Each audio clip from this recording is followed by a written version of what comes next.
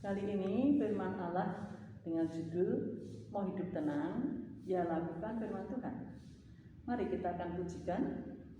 Firman-Mu pelita bagi kakiku, terang bagi jalanku. Firman-Mu pelita bagi kakiku, terang bagi jalanku. Kala ku bimbang dan hilang jalanku, tetaplah Kau di sisiku.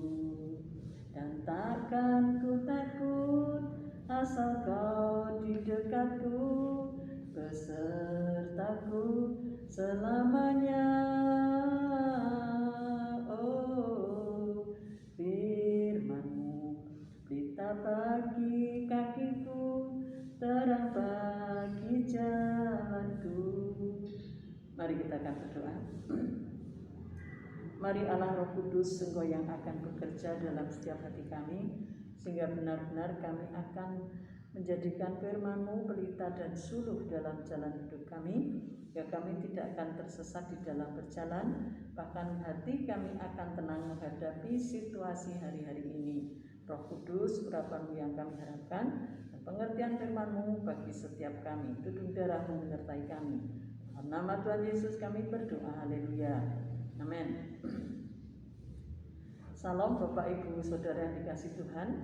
Dengan keadaan sekarang yang semakin menggelisahkan, maka membuat orang banyak tidak tenang, bingung bagaimana harus hidup, bagaimana bisa ini dan itu. Bagi anak Tuhan akan bisa tenang bila hidup sesuai firman Tuhan. Mari belajar berpikir jernih dengan percaya dan lakukan firman, maka kita bisa tenang sekalipun bumi berguncang.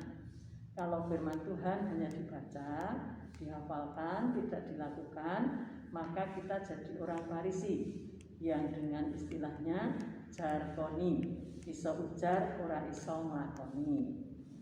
Mari kita lihat satu ayat dalam 2 Timotius 3 ayat 15-16. Dikatakan, dari kecil sudah belajar firman dan tahu bahwa firman itu untuk mengajar, menyatakan kesalahan, memperbaiki kelakuan, dan mendidik dalam kebenaran. Bila lakukan ini, maka bisa tenang di tengah badai dan gelombang yang terjadi atau suara-suara yang menakutkan. Untuk itu ada beberapa hal yang perlu kita ketahui. Yang pertama, hadapi masalah dengan santai atau tenang. 1 Korintus 10 ayat 13. Masalah yang ada tidak melebihi kekuatan kita. Bersedih jangan berkepanjangan. Roma 12 ayat 12 dikatakan sabar dalam kesesakan. Pengkhotbah 3 ayat 1-11, untuk segala sesuatu ada masanya, sehingga tidak akan menghadapi kesulitan terus-menerus, tapi Tuhan gantikan dengan yang lain. Yang ketiga, aktif dalam kerja dan pelayanan. 2 Tesalonika 3 ayat 10 mengatakan, tidak bekerja, jangan makan. Roma 12 ayat 11 mengatakan, biarlah rohmu menyala-nyala dan layani Tuhan. Keempat, jauhkan amarah karena mempengaruhi tubuh karena emosi. Efesus 4 ayat 26, jangan marah sampai matahari terbenam. Pengkhotbah 7 ayat 9, kemarahan akan menetap dalam dada orang bodoh. Yang kelima, bila terjadi sesuatu bisa tenang, mengapa harus terjadi ketegangan? Amsal 14 ayat 30, hati yang tenang menyegarkan tubuh. Yang keenam, kedengkian dan iri hati berpengaruh pada peredaran darah dan jantung. Galatia 5 ayat 19-21, dengki iri hati adalah perbuatan daging.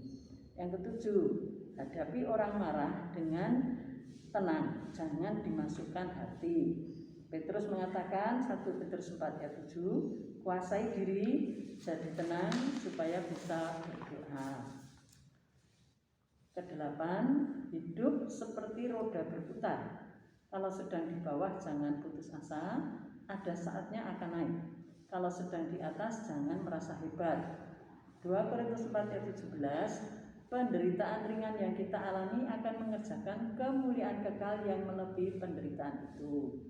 Yang ke-9, hadapi penderitaan, percaya pada Tuhan karena semua adalah proses hidup agar ada hikmat dan kebahagiaan yang kita rasakan.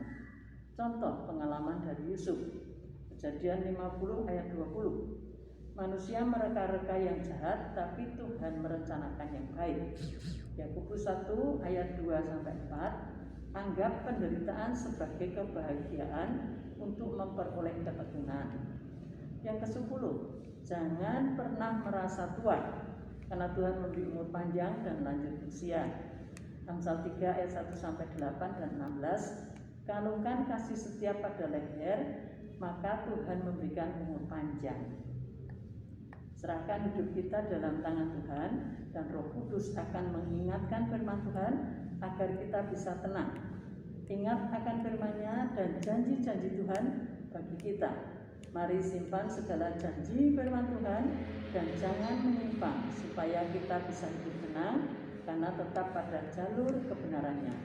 Mazmur 119 ayat 10 mengatakan, simpan janji Tuhan dan Tuhan akan dekat dengan kita.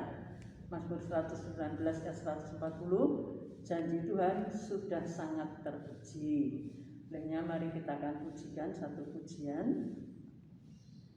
Aku mengasihi Engkau Yesus dengan segenap hatiku.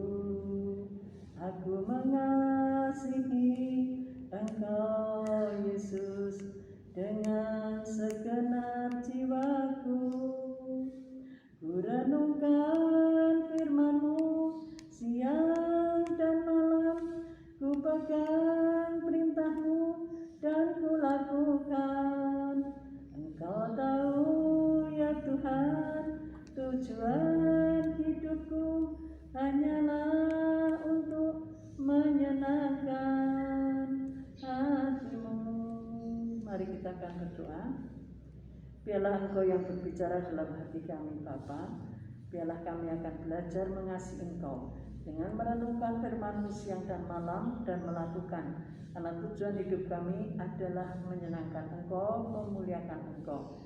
Olehnya di tengah-tengah segala keadaan apapun, biarlah hati kami tenang. Karena kami yakin kebenaran firman-Mu, janji firman-Mu yang sangat teruji ada di dalam setiap kehidupan kami.